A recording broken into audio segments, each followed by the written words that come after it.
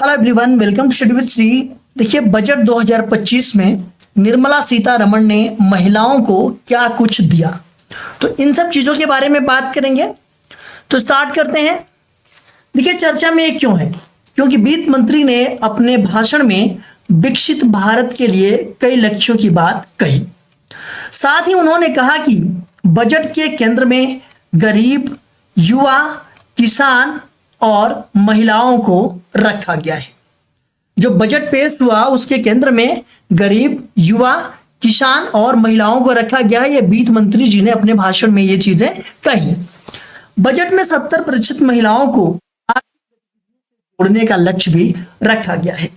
लेकिन सवाल यह है कि महिलाओं के लिए इसमें क्या खास है? क्या उनके लिए किसी तरह के विशेष योजना की बात की गई है?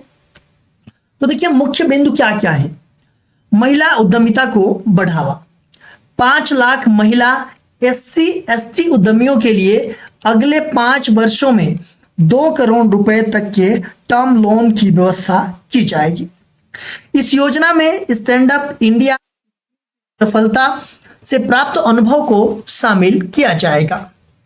देखिए, कुछ जानकारों की राय यह है, उनको यह कहना है कि अक्सर महिलाओं के नाम पर रजिस्ट्रेशन होते हैं, लेकिन परिवार के बाकी सदस्य इससे फायदा उठाते हैं। महिला उद्यमियों को पहले ही लोन मिलने में कठिनाई होती है, इसलिए इसे सही तरीके से लागू करना महत्वपूर्ण है।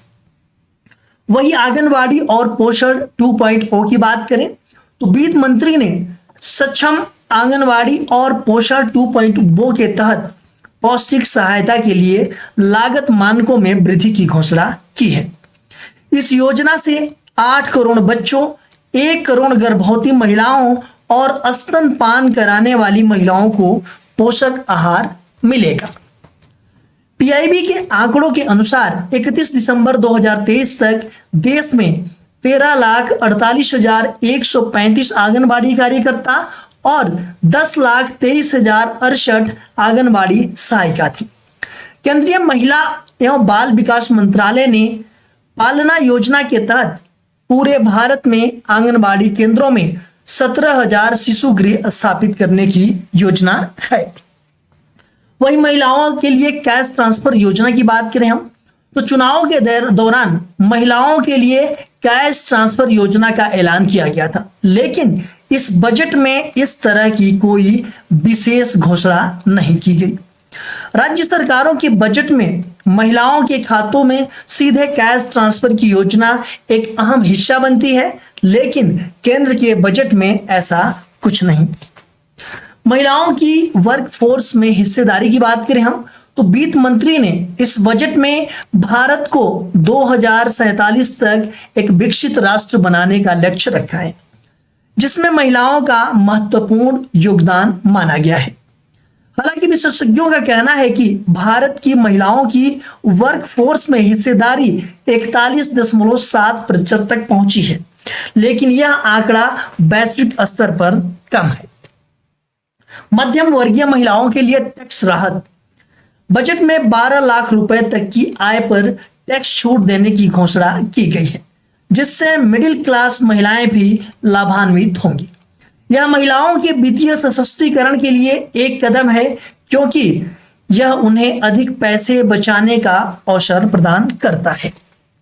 डिजिटल स्किल्स और सेफ्टी की बात करें हम तो महिलाओं को डिजिटल स्किल सिखाने पर ज्यादा ध्यान देने की जरूरत है, क्योंकि नई नौकरियों के लिए ऑनलाइन स्किल्स की आवश्यकता होती है। इसके साथ ही महिलाओं की सुरक्षा के लिए बजट में आवंटन बढ़ाने की आवश्यकता है, ताकि वो बिना किसी डर के बाहर काम कर सकें।